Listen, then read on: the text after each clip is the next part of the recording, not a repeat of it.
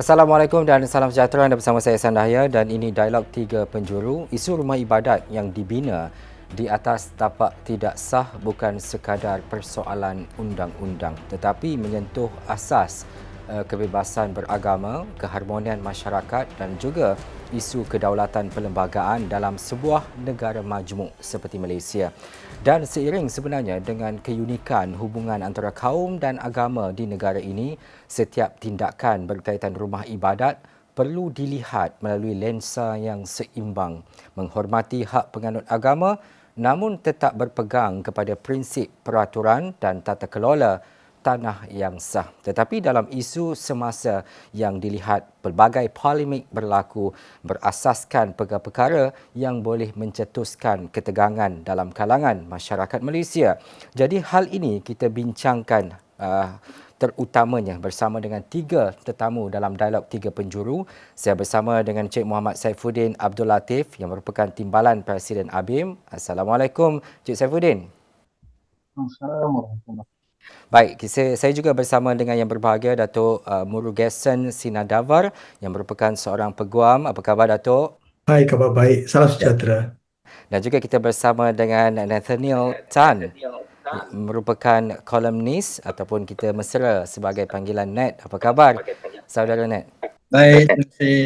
Ya.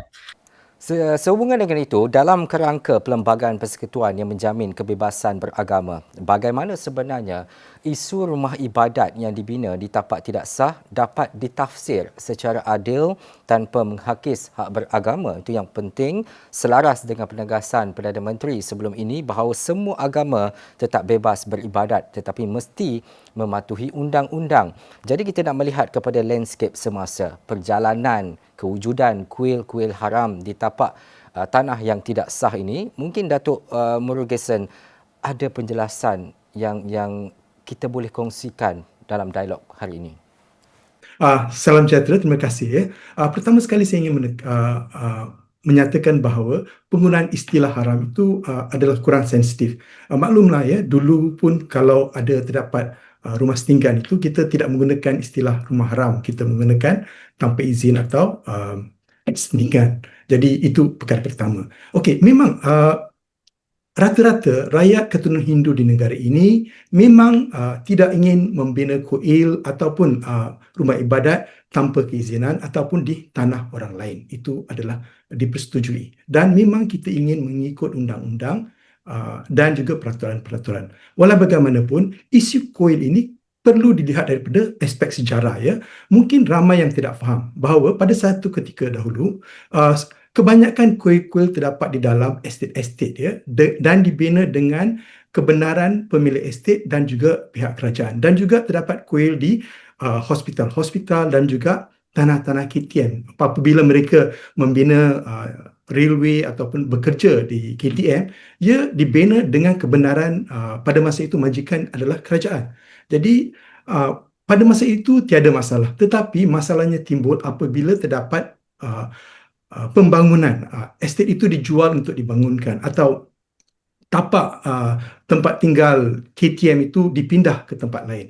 Jadi pada asasnya kuil itu dibina dengan kebenaran, tetapi dengan peredaran masa tiada paperwork disediakan, diperbetulkan. Jadi apabila pemilik baru membeli estet untuk dibangunkan, perkara itu telah diketepikan atau kuil itu dibiarkan begitu saja ataupun diminta untuk pindah ke satu tempat yang lain. Jadi ini adalah punca asas kenapa terdapat banyak kuil yang tanpa gerannya sendiri ataupun tanpa kelulusan yang betul. Ini adalah asasnya. Tetapi terdapat banyak lagi aspek lain.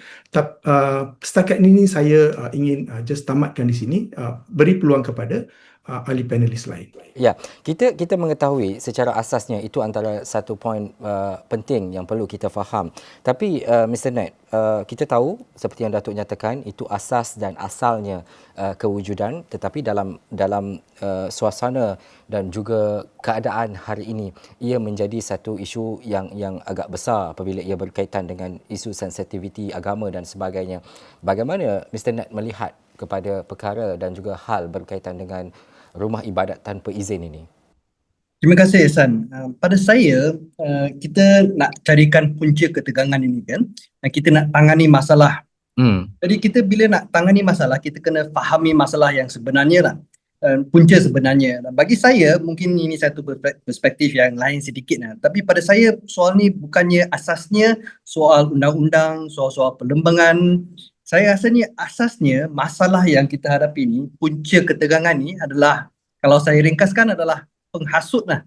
Saya rasa isu ini kalau berdasarkan fakta-fakta, kalau berdasarkan undang-undang, saya rasa semua boleh diselesaikan lebih kurang lah. Sekurang-kurangnya dalam 80-90% boleh diselesaikan dengan logik, dengan rasional, dengan perlahan-lahan sikit, tapi boleh diselesaikan lah.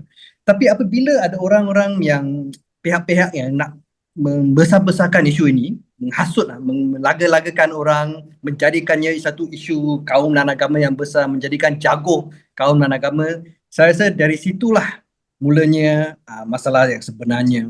Dan ini bukannya kerana ini bukan terjadi dalam vacuum. Negara kita ada satu yang saya boleh namakan trauma nasional lah. Dalam berdekad-dekad kita terlalu terlatih untuk fikirkan semua masalah dari lensa kaum dan agama. Dan penghasut ni sudah jadi mahir lah dengan melagakan rakyat antara satu sama lain dengan guna kaedah ini. Dan saya rasa inilah sebenarnya yang punca masalah yang kita hadapi. Ya, Mr. Ned, siapa penghasut ini dan apa kepentingan dia? Ahli politik ataupun ekstremis agama yang berada di tengah-tengah ketegangan ini?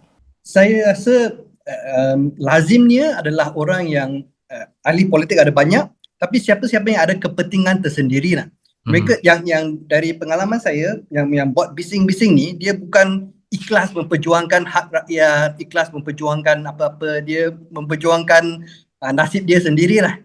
Dan kita ada, boleh kata, budaya ini, budaya yang kita nak menjadi jago kaum dan agama. Saya rasa, dan kalau kita tidak, dan masalah yang besar yang saya rasa Malaysia hadapi, kalau kita tidak gantikan budaya ini dengan satu budaya yang baru, yang mungkin belum terlihat lagi, kita akan selalu terbalik. Kita akan selalu balik kepada budaya ini. Ya, itulah masalahnya. Selalu akan ada lah. Kerana ini adalah satu jalan pantas ya, shortcut nak jadi kepada pentas nasional. Kalau nak jadi terkenal, kalau nak jadi bahan sebutan orang ramai, senanglah buat menghasut macam benda ini, dan agak menjengkelkan lah, boleh kata. Ya. Saya dapat apa yang Mr. Ned cakap, terutamanya menjadi penghasut, di akhirnya dia nak mahu dilihat sebagai seorang wira ataupun hero kepada sesuatu isu. Tapi seketika nanti saya nak tanya kepada Datuk, adakah disebabkan ataupun tanpa penghasut ini, isu seperti ini dapat diselesaikan dalam keadaan segera atau sebaliknya? Tapi sebelum itu, Saifuddin, disandarkan kepada prinsip Malaysia negara hukum seperti yang ditegaskan oleh Perdana Menteri, apakah sebenarnya kita melihat kepada keadaan yang konsisten dalam menangani isu ini? Apakah ABIM melihat kepada hal ini bukan hal baru? Ia berlarutan sejak berpuluh-puluh tahun, tetapi dalam masa yang sama agak sukar untuk kita berdepan dengan situasi apabila rumah ibadat yang telah lama bertapak ini mungkin agak sukar untuk dipindah ataupun dialihkan. Apa pandangan ABIM? Baik, terima kasih Saudara Ehsan, para panelis yang saya kasih. Baik, di pihak ABIM kita berpandangan bahawa hak beragama ini tidak bolehlah digunakan untuk kita menjustifikasi pelanggaran undang-undang.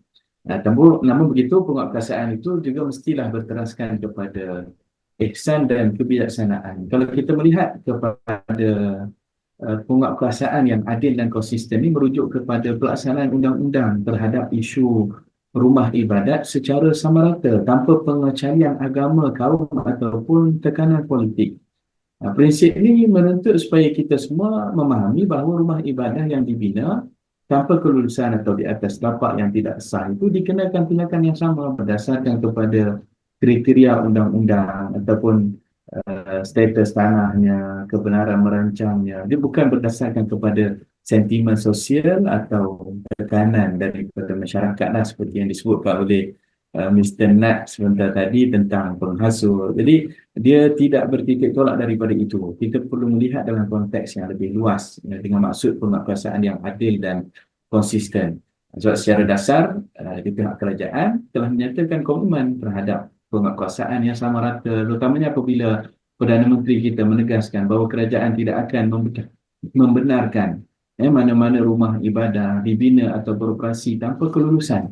Namun dari sudut realiti pelaksanaannya terdapatlah kritikan, persepsi awam yang kita tak dapat nak nafikan bahawa penguatkuasaan itu masih tidak konsisten dan bersifat selektif, serta kadang-kadangnya dipengaruhi oleh tekanan politik dan sentimen masyarakat yang mana ianya bercanggahlah dengan prinsip penguatkuasaan neutral ataupun berasaskan kepada undang-undang semata-mata. Ya, Cik Saifuddin, jika ia berlandaskan kepada undang-undang dan semua memahami proses itu berlaku secara adil, konsisten dan sebagainya, tetapi kenapa isu-isu seperti ini kadang-kala mengambil masa dan juga mengambil tempoh yang agak lama untuk diselesaikan?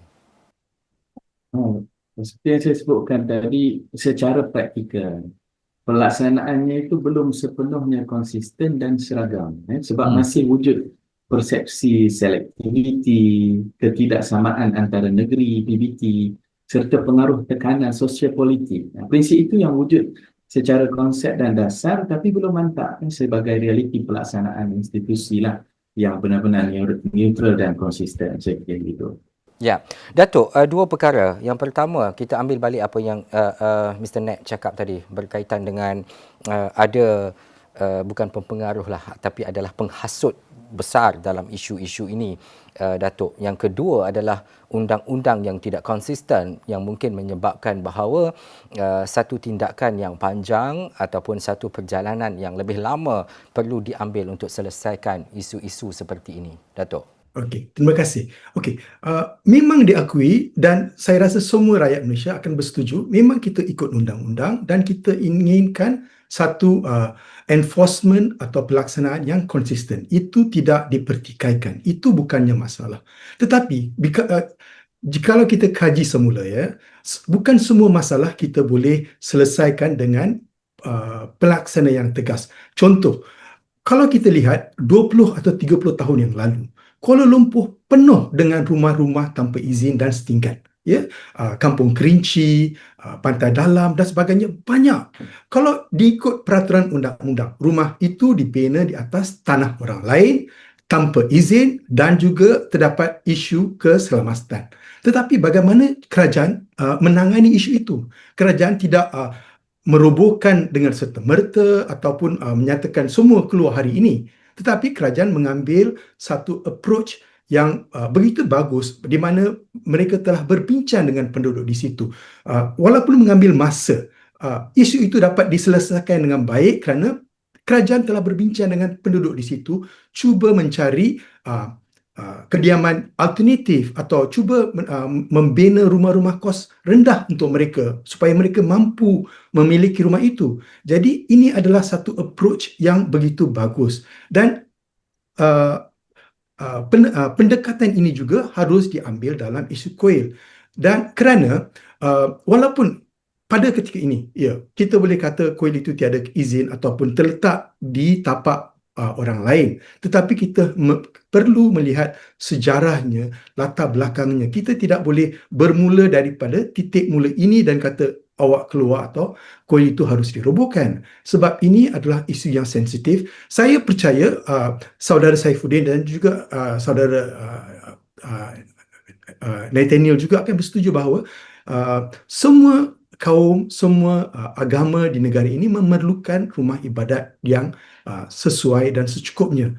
Jadi kita setuju, memang kita ikut undang-undang, tapi pendekatannya, pelaksanaannya itu mestilah dengan cara yang sesuai dan juga tidak menimbulkan ketegangan di antara satu kaum dan lain. Dan menjawab terhadap apa yang saudara Nathaniel sebut tadi, memang kalau ada terdapat satu isu, akan terdapat pihak-pihak yang akan menegur di air keruh. Jadi akan cuba menggunakan Ini tak kiralah bangsa mana, agama mana. Semua pihak akan cuba gunakan. Jadi kita tidak harus memberi peluang kepada elemen-elemen ini. Jadi kita perlu mengadakan dialog sebegini dan juga memahami apakah kalau orang Hindu menghadapi masalah ini, apakah masalah yang dihadapi. Dan sama juga, kita juga tak nak mendirikan kuil di atas tanah orang lain. Jadi kita mesti ada satu approach yang konsisten dan kita memang bersetuju ini supaya memelihara keharmonian negara kita. Ya, ini jelas. Bila kita menyebut bahawa ini adalah isu, bukan isu agama tetapi adalah isu status tanah. Mr. Ned, penguatkuasaan dijalankan mungkin akan mencetuskan ketegangan kaum, agama dan sebagainya. Tetapi ia perlulah berlandaskan kepada rundingan, tidak bersifat konfrontasi dan dilihat dalam kerangka perpaduan nasional. Bagaimana untuk memastikan bahawa hal ini terjadi? Khususnya, kita tahu ini isu tanah. Orang pemilikan tanah ada hak ke atas tanah berkenaan. Tetapi dalam masa yang sama, kita perlu menghormati agama, pandangan dan juga apa tindakannya selepas ini. Bagaimana Mr. Ned? Terima kasih. Daripada petikan saudara Saifuddin tadi, ada satu perkataan yang saya rasa amat cukup penting istilah sama rata. Saya rasa as long as menangkan penguatkuasaan dilihat, persepsi penguatkuasaan ini dilihat sebagai sama rata dan tidak berat sebelah, saya rasa tidak akan jadi masalah. Dan saya rasa juga tokoh-tokoh atau pemimpin-pemimpin yang bertanggungjawab atau terlibat dengan isu-isu ini harus selalu berusaha untuk merendahkan suhu dan memimpin dan berhujah secara logik dan rasional. Contohnya mungkin YB Menteri Agama Dr. Zulkifli Hasan kebelakang ini di Parlimen pun berucap dengan menggunakan istilah-istilah yang lebih rasional dan tidak berketerlaluan. Dan so apabila rakyat melihat pemimpin politik memimpin dengan lebih down to earth, dan kita logik rasional tanpa nak menjadi jago dan sebagainya, saya rasa dia ada kesan yang cukup baik dan juga satu lagi faktor adalah pemahaman isu-isu ini. Ada satu lagi kawan saya, saudara Arul dari PSM, dia tulis satu artikel dan dia menerangkan dalam contohnya kuil-kuil Hindu ni dia buat 3 kategori. Ada satu yang memang dalam tanah sah, ada izin semuanya. Ada yang tidak ada status itu tapi dah berdekat-dekat atau beratus-ratus tahun ada di situ, dan ada yang baru sahaja dibuat di tanah-tanah yang tanpa izin. So kita kena faham bahawa kuil-kuil ni ada lain-lain jenis dan lain-lain kes dia kena ada pendekatan yang tersendiri.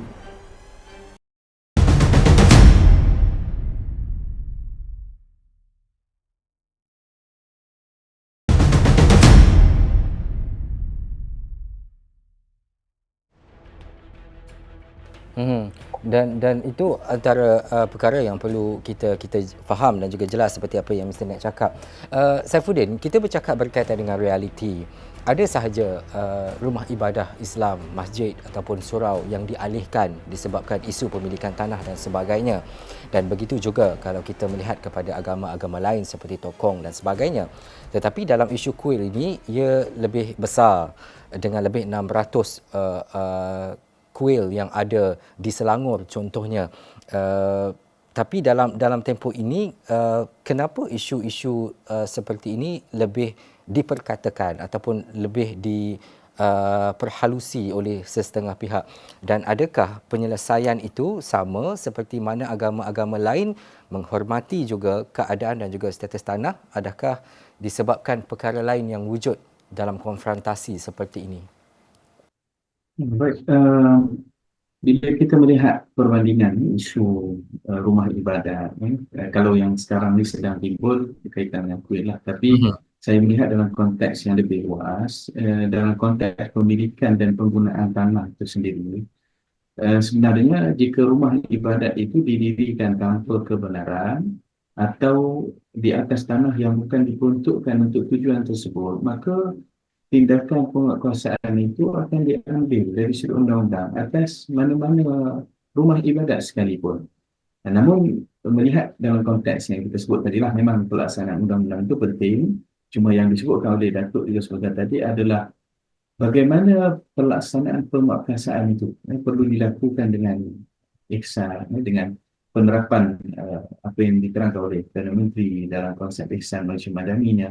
Pihak berkuasa itu wajar mengutamakan prinsip keadilan prosedural, termasuklah memberi notis, peluang untuk didengari kepada pihak terlibat. Itu selaraslah dengan prinsip-prinsip yang kita ketengahkan, pendekatan dialog, penyelesaian alternatif seperti pemindahan ke tapak sah. Itu boleh mengurangkan ketegangan agama dan kaum lah. Di samping masa yang sama kita juga dapat menegakkan kedaulatan undang-undang. Sebab itu saya fikir isu ini macam Saudara Nek pun dah sebut di awal tadi kan, dia lebih kepada penghasut tu tadi lah.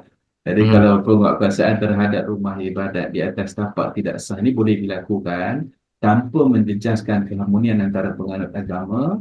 Itu perlu dilakukan secara konsisten, tidak diskriminatif serta berpandukan kepada perlembagaan persekutuan. Itu pasti akan menjadikanlah keadaan, insyaAllah.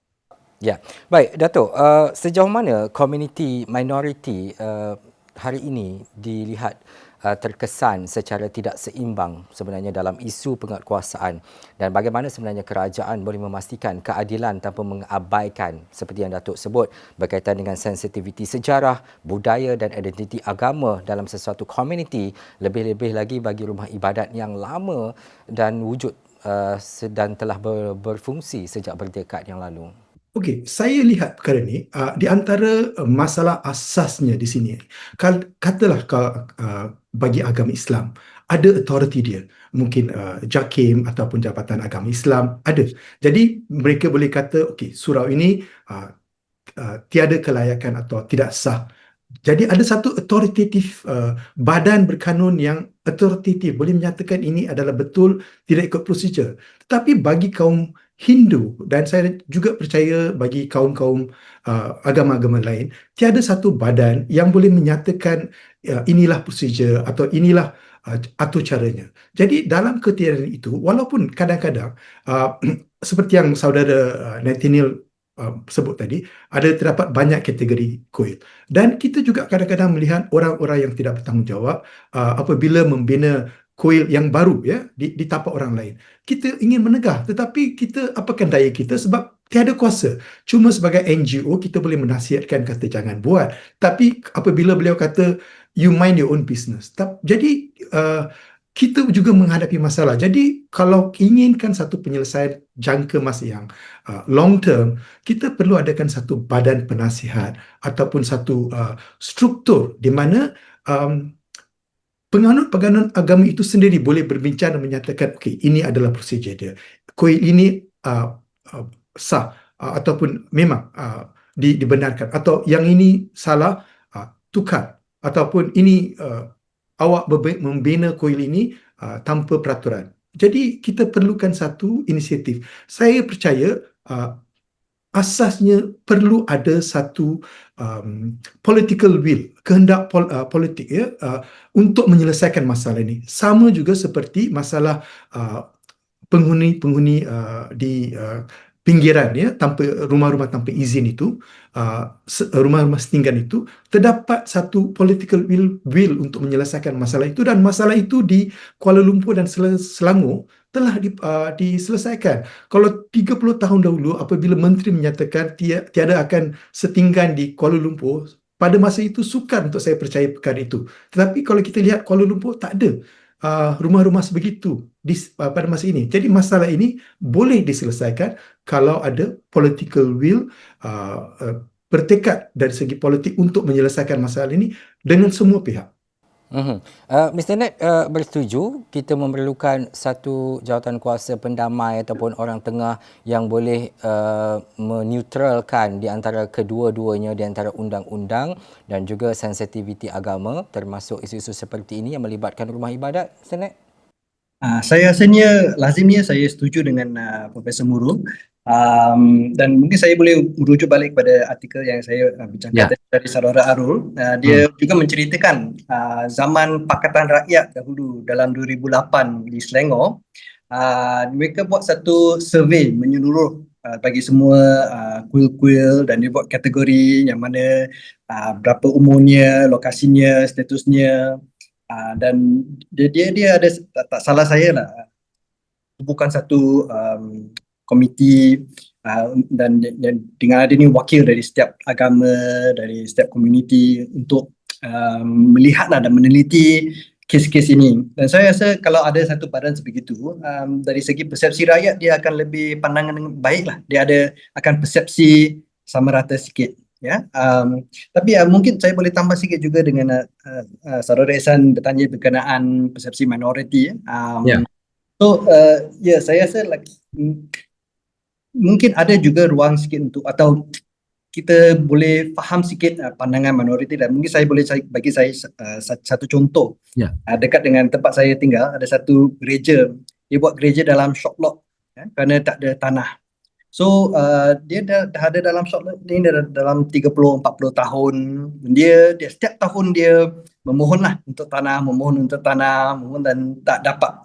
So ada persepsi sikit. Tapi akhir dia dalam 1, 2, 3 tahun lalu dapat juga tanah dekat kuasa Damansara sekarang. Ya. So dia mungkin ada pandangan berbeza. Ada pandangan kata akhirnya dapat juga. Ada yang berpandangan ini sudah hampir 30-40 tahun, tu agak lama lah. So benda ni tapi kita boleh bincang dengan berhemah, meneliti. Kita boleh tengok sama ada pendekatan-pendekatan lain yang boleh menyelesaikan masalah-masalah ni. So dan adanya satu platform atau badan-badan yang ada wakil-wakil dari komuniti yang berbeza, saya rasa akan diterima baiklah oleh masyarakat. Ya, mungkin ya ini isunya, Cik Saifuddin. Apabila kita bercakap berkaitan dengan sesuatu agama, kata agama ni bolehlah untuk laksanakan. Kalau agama ni mungkin kurang sikit. Ada mungkin orang berfikir ataupun merasakan seperti itu. Itu adalah tanggapan dan juga persepsi setengah berkaitan dengan masyarakat. Dan khususnya, kalau kita memberi contoh, Selangor mempunyai jawatan kuasa khas 5 agama yang berperanan sebagai mediator sejak 15 tahun lalu. Dalam tempoh dan juga keadaan ini, bagaimana peranan NGO dalam memastikan bahawa kesaling hubungan dan juga peranan besar yang perlu dimainkan ini, kesaksamaan itu sentiasa terjalin. Contohnya, kalau ABIM mungkin kita faham, tetapi dalam tempoh ini untuk memastikan bahawa keharmonian itu dapat diterap dalam kalangan masyarakat majmuk. Ya, betul. Badan bukan kerajaan ataupun NGO ni sebenarnya memainkan peranan yang saya fikir sangat signifikan sebagai pengantara antara pihak berkuasa dan komuniti setempat. Apabila timbul isu-isu, contohnya berkait dengan rumah ibadat. Dalam konteks masyarakat majmuk di negara kita, pendekatan yang inklusif, berhemah dan berlandaskan undang-undang itu amat diperlukan untuk memastikan keharmonian itu dapat terus kita pelihara. Jadi sebagai permulaan sebagai contoh, NGO yang ada boleh memainkan peranan bertindak sebagai jambatan dialog seperti yang kita adakan pada sesi kali ini. Dialog antara kedua pihak itu akan dianjurkan sesi libat urus, perbincangan terbuka. Jadi salah faham itu dapat diperjelaskan dan kepercayaan itu dapat dibina antara satu sama lain. Kenapa ada penghasut seperti yang disebutkan oleh saudara Nathaniel tadi? Saya rasa sebab tidak memahami dan tidak percaya dengan kepercayaan yang berbeza dengannya. Selain itu, NGO juga turut berperanan untuk memberikan pendidikan serta penjelasan berhubung dengan hak dan tanggungjawab kebebasan beragama. Di samping itu, NGO juga bolehlah mengumpul ataupun menyalurkan maklum balas komuniti kepada pihak berkuasa itu secara sistematik dan juga berfakta. Jadi pendekatan ini bukan saja untuk kita memastikan suara masyarakat itu didengari, malah dia akan meningkatkan lagi ketelusan dalam proses membuat keputusan. Dan dalam masa yang sama, NGO juga boleh berfungsi sebagai pemudah cara mediasi sekiranya berlaku ketegangan dengan kedudukan yang berkecuali. Jadi NGO mampu meredakan keadaan dan memupuk persefahaman. Jadi saya fikir akhir sekali NGO juga harus menggalakkan serta menerapkan nilai hormat, menghormati dan kesederhanaan dalam masyarakat. Jadi secara keseluruhannya NGO ini bukan sekadar pengantara, bukan pemudah cara, tetapi berperanan sebagai pendidik serta pemangkin untuk keharmonian sosial yang kita hasratkan. Kira seperti itu. Baik, kita telah bercakap berkaitan dengan peranan yang perlu dimainkan oleh kerajaan, PBT dan sebagainya, termasuk hal-hal yang berkaitan dengan NGO. Datuk, ini antara isu dua perkara. Antara pemilik tanah yang sah memiliki tanah berkenaan dengan mungkin yang menjaga rumah ibadat berkenaan. Ini antara dua kelompok yang akhirnya akan memerlukan undang-undang dan juga campur tangan lain untuk memastikan keadaan ini reda. Tetapi dalam memastikan bahawa kesaling harmonian itu wujud di antara dua elemen penting ini perlu dilakukan terlebih dahulu. Bagaimana pandangan Datuk untuk memastikan bahawa perjalanan dan juga nilai konfrontasi yang berlaku di antara pemilik tanah dan juga mungkin pemilik rumah ibadat berkenaan dapat dilaksanakan dengan baik, Datuk? Okey, saya sebagai seorang peguam, pada asas saya memang mematuhi dan akan berhujah untuk menyatakan siapakah pemilik berdaftar, mereka yang mempunyai hak. Itu saya tidak akan kompromi. Tetapi pada hakikatnya kuil itu sudah terdapat di situ, dan kuil itu kalau sudah wujud 100 tahun atau 50 tahun yang lalu, dan jika diperlukan, kalau diperlukan, satu adalah sama ada kuil itu membeli tanah itu, tapak itu satu, ataupun dialihkan ke tempat tapak yang baru yang bersesuaian. Ya, tapi kita juga perlu lihat apabila seorang pembeli tanah itu membeli tanah yang di mana terdapat kuil dan yang berpuluh-puluh tahun dia tahu ada dan dia juga beli, maknanya dia mengambil risiko membeli tanah itu dengan kuil dan tidak dengan tiba-tiba boleh menyatakan awak keluar sekarang, saya nak robohkan kuil. Jadi kita kena balance. Memang saya akui kanun tanah negara itu you must follow the National Land Code. Tetapi kita cuba mesti mencari jalan penyelesaian, bukan menggunakan perkara ini untuk mengguris hati ataupun melakukan sesuatu yang boleh menimbulkan ketegangan harmoni.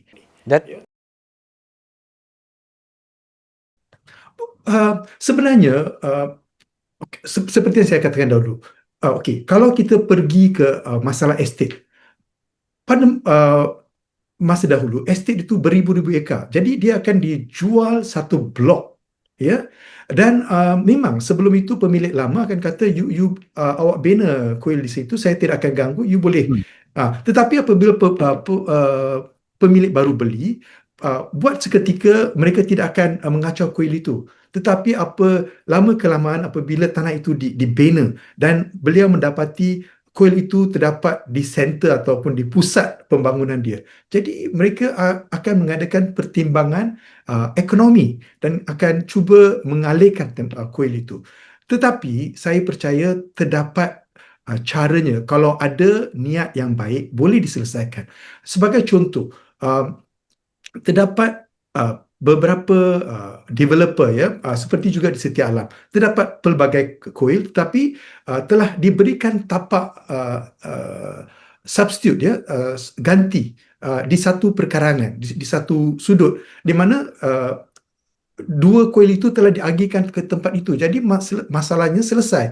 Tetapi kalau pembeli baru itu cuba menggunakan undang-undang semata-mata, menyatakan sayalah pemilik berdaftar, awak kena berpindah, itulah ketikanya masalah itu timbul. Ya, saya boleh memberikan banyak contoh di mana pembeli tanah atau developer mengambil langkah yang progresif dan juga yang prihatin, dan perkara-perkara ini kita tidak dengar sebab masalah itu selesai secara aman. Cuma masalahnya kita dengar satu dua perkara yang kecoh sebab iaitu tidak dapat diselesaikan, dan seperti yang saudara Nathaniel katakan tadi, semua pihak-pihak yang tidak bertanggungjawab akan masuk campur dan mengeruhkan lagi keadaan.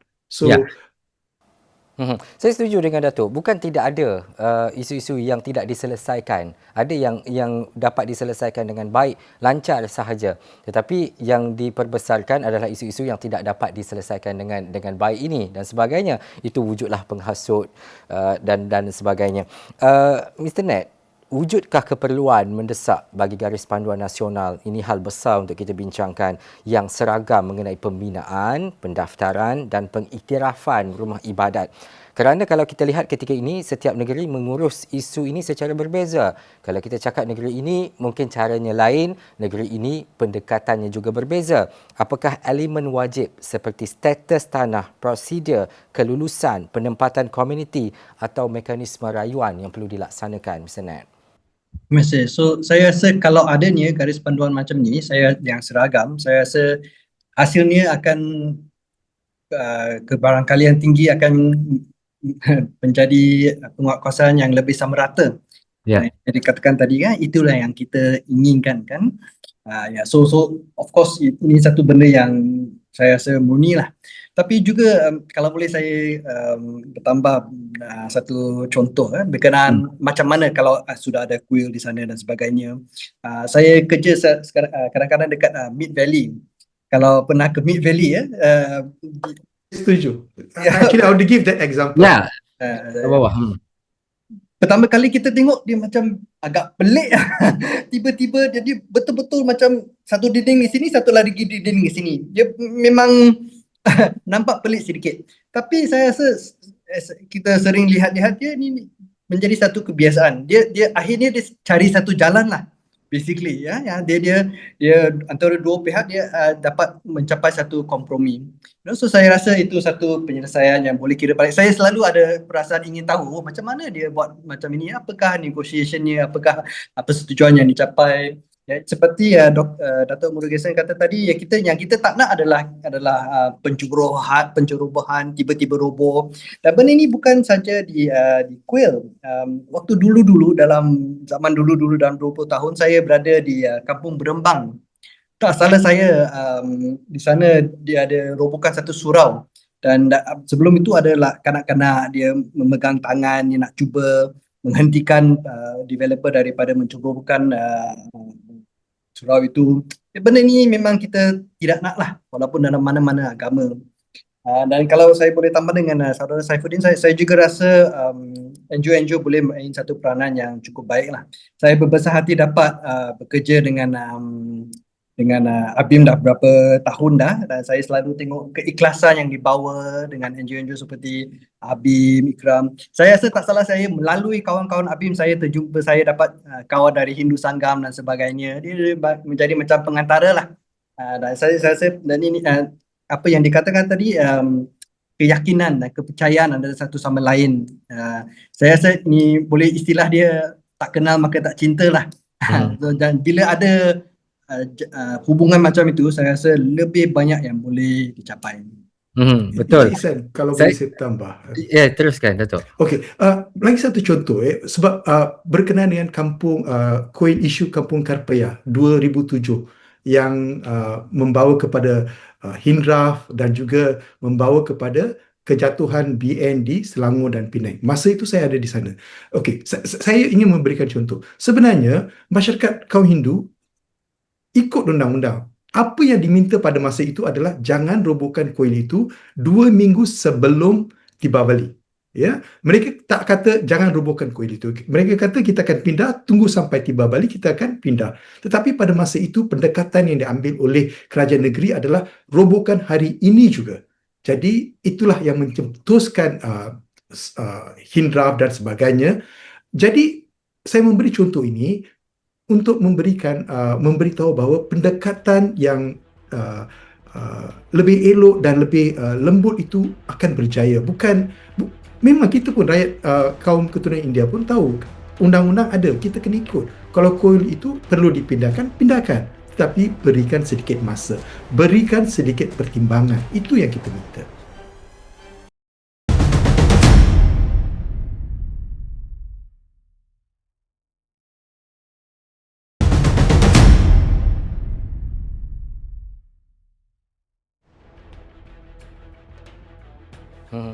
Tapi saya rasa kalau 10 orang ada macam orang Datuk ni, kita rasa isu ni akan dapat diselesaikan dengan baik. Tetapi Saifuddin, ini kita cakap berkaitan dengan pertimbangan tolak ansur. Saya memetiklah apa yang Perdana Menteri nyatakan bahawa negara ini tidak boleh mengamalkan tolak ansur tanpa batas yang mungkin akan merosakkan institusi. Komen Cik Saifuddin. Okey, masih Saudara Sam. Kerajaan sebenarnya menyedari bahawa rumah ibadat yang telah lama wujud dan berfungsi untuk komuniti setempat itu sebenarnya masih banyak yang belum mendapat pengiktirafan secara rasmi. Jadi pendekatan yang dibuat oleh apa yang disebutkan oleh Perdana Menteri itu adalah untuk memastikan isu ini ditangani secara berhemah. Pendekatan pemutihan ataupun pengesahan bersyarat itu boleh dilaksanakan dengan beberapa langkah. Itu sebab itu kalau disebut tadi berkaitan dengan garis panduan, itu salah satu lah. Cuma yang paling penting adalah semua rumah ibadat lama ini perlu dikenal pasti dan didaftarkan secara rasmi. Termasuklah masjid, surau, kuil, tokong, gereja, gurdwara. Ini bagi menilai status undang-undang dan sumbangan yang telah mereka berikan kepada komuniti setempat. Yang keduanya, rumah ibadat juga boleh memohon pengiktirafan rasmi melalui pihak berkuasa tempatan dan sekiranya memenuhi syarat minimum keselamatan, zoning dan kapasitinya, boleh diberikan pengesahan bersyarat supaya aktiviti keagamaan itu boleh diteruskan sementara proses dokumentasi itu lengkap.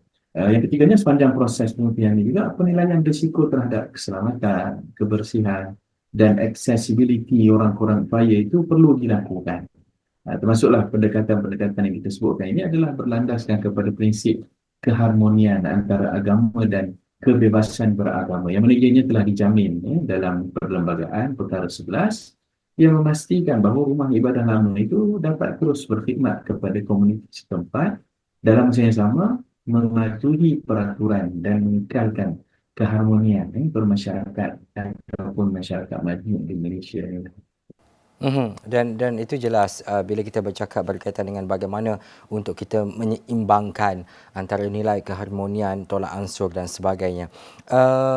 Dato', dalam hal seperti ini kita nak melihat kepada implikasi jangka panjang terhadap hubungan antara agama jika isu rumah ibadat tidak ditangani secara baik ataupun dilaksanakan secara keras dan sebagainya. Sedangkan pengalaman Selangor sebelum ini membuktikan masalah lebih mudah diselesaikan apabila kerajaan negeri bertindak sebagai mediator ataupun orang tengah antara pihak yang terlibat. Dato'. Ya, saya setuju. Dan saya juga ingin menanyakan apakah peranan wakil-wakil rakyat, ya, bukan untuk cuma berteriak ataupun berpidato di peringkat nasional, tetapi setiap wakil rakyat perlu mengambil tahu rumah-rumah ibadat di dalam kawasan beliau dan juga cuba menyelesaikan masalah kalau ada. Jikalau setiap wakil rakyat mengambil pendekatan ini untuk menyelesaikan masalah, jadi masalah itu dapat diselesaikan di setempat, ya, setiap kawasan. Kalau kita nak minta satu national buat memang susah, tetapi setiap wakil rakyat kawasan dia sendiri jaga pengundi beliau. Jadi ini juga adalah penting. Jadi seperti yang saya kata, emosi berkenaan dengan rumah-rumah ibadat, tak kira siapa pun lah, ya, apabila ia dimain-mainkan, ia akan melukakan hati dan luka itu akan mengambil masa yang begitu lama untuk pulih. Jadi kita perlukan pemimpin-pemimpin yang mengambil pendekatan yang tengah, middle path, ya, yang sama dan juga seperti yang saudara Nathaniel kata, turunkan temperature dia.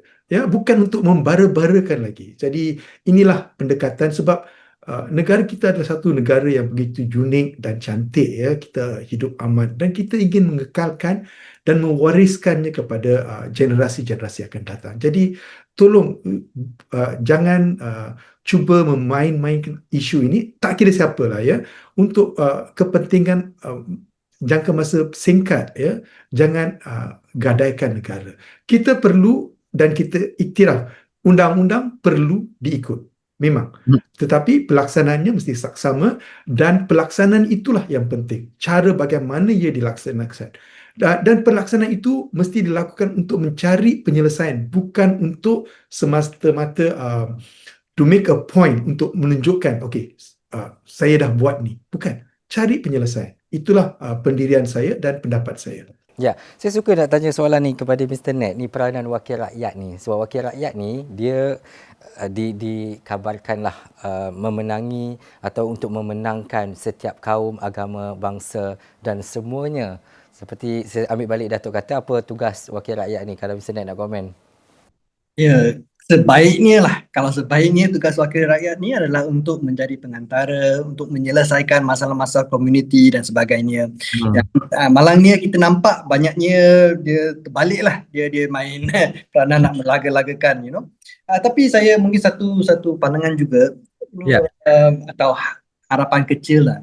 Dulu parti yang jadi tunggak utama dalam pesada politik ni adalah parti yang berasaskan kaum. Dan sekarang ni secara teorinya yang menjadi tunggak adalah satu parti yang tidak berasaskan kaum atau agama. So harapnya lah kalau kita tidak mengisikan vacuum ini, yang budaya lama dengan satu budaya baru yang mungkin tidak selalu obsesi dengan kaum dan agama, maka susahlah. Tapi kalau ini, dan saya rasa ini satu usaha yang mungkin belum disempurnakan, belum diusahakan sebaik-baiknya yang mungkin lah. Dan saya rasa kalau boleh satu narratif, kalau macam zaman kita masih ingat wawasan 2020. Saya bukan penyokong tegar tu Mahathir ke apa, tapi sekurang-kurangnya dengan adanya satu konsep begitu, dia menjadi macam satu projek nasional. Satu benda yang kita usahakan bersama, kita nak semua membina negara yang maju di masa hadapan. Jadi dia jadikan satu penyatulah untuk rakyat Malaysia. Dan sekarang ni saya rasa dengan kurangnya ada benda macam tu, kita makan pula dengan permainan-permainan lama. Dan juga Cik Saifuddin, asas kepada sebuah negara majmuk adalah bagaimana keharmonian itu dapat dipupuk daripada awal sehingga ke akhirnya. Tetapi dalam masa yang sama, bagaimana untuk kita mengelakkan cetusan-cetusan yang boleh menghangatkan lagi api kemarahan rakyat dan juga masyarakat, tak kisah agama ataupun bangsa apa, dalam masa yang sama untuk kita mendidik bahawa tak nak perkara-perkara ini yang boleh meruntuhkan sebuah negara Malaysia. Saifuddin. Baik, Encik Hasan. Jadi kalau kita melihat dalam konteks bagaimana nak mendidik masyarakat kita hari ini nak dididik untuk mematuhi undang-undang, dalam masa yang sama tidak menafikan sensitiviti dan keperluan beragama. Namun pendekatan yang lebih berkesan adalah antaranya melalui dialog, perbincangan bersama pemimpin komuniti serta pihak berkuasa. Sebab proses ini dia akan membolehkan masyarakat memahami tujuan dan kepentingan undang-undang itu dengan lebih jelas, saling menghormati kepercayaan antara satu sama lain. Begitu juga pimpinan komuniti itu perlu dilibatkan. Sebagai contoh, pemimpin agama dan masyarakat itu perlu memainkan peranan sebagai teladan.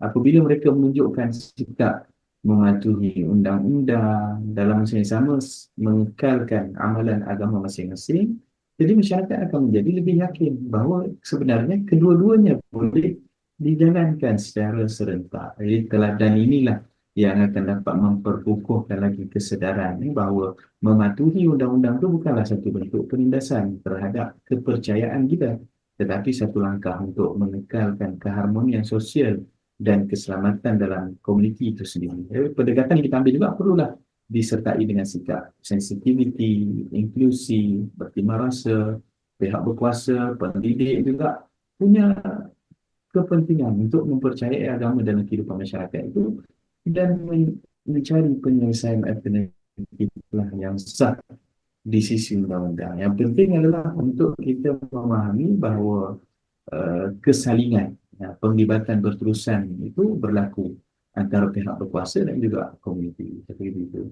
Ya, ini sangat jelas untuk bukan saya saja ataupun kita memahami, tetapi keseluruhannya bahawa undang-undang itu bukan satu bentuk penindasan, tetapi ia adalah jalan yang terbaik untuk memastikan bahawa kelangsungan itu berjalan dengan baik. Baik, saya ada kurang daripada 4 minit. Mungkin kita boleh rangkumkan. Saya nak ketiga-tiga panel melihat kepada bagaimana isu ini dapat ditangani dengan baik, apa antara perkara yang perlu kita sampaikan, dan akhirnya kita dapat membina sebuah negara yang di akhirnya untuk anak cucu kita berdepan dengan satu keadaan keharmonian yang lebih baik selepas ini. Saya mulakan dengan Datuk. Silakan Datuk.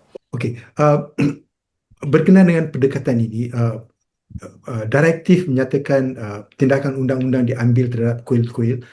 Saya rasa sebelum itu perlu diadakan satu study ataupun untuk mengetahui, kita tidak mengatakan 600 kuil jadi semuanya sama, semua dirobohkan atau semua dipindahkan.